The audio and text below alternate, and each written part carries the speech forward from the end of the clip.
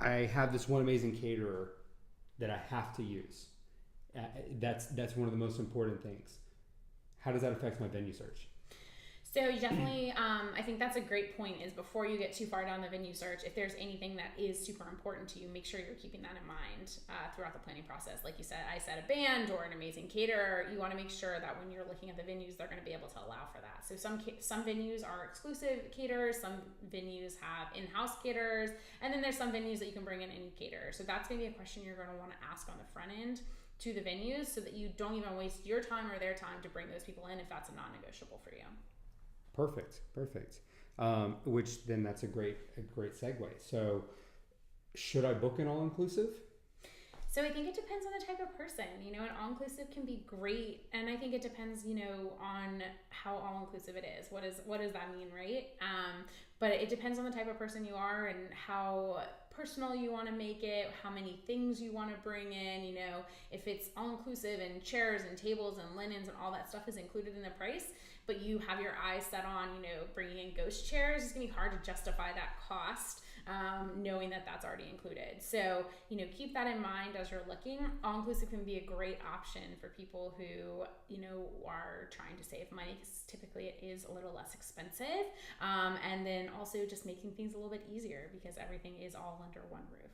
Yeah, I think that's good advice. And then I alluded to it earlier, but what about a blank space?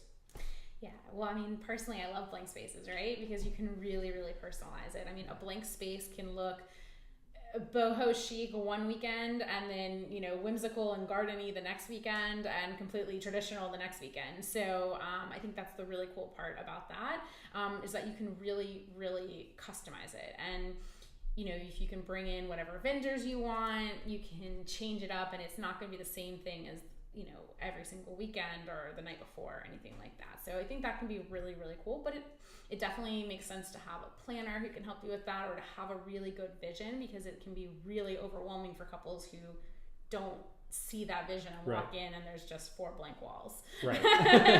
Right. No, of course.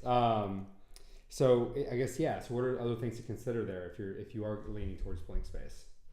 I think you just need to think about what all is included. Like, if it's literally just blank space, then you need to think about the fact that you have to bring in every single vendor, which is another vendor that you have to, all those vendors that you have to not only meet and contract with, but you also have to manage them throughout the planning process. Mm-hmm.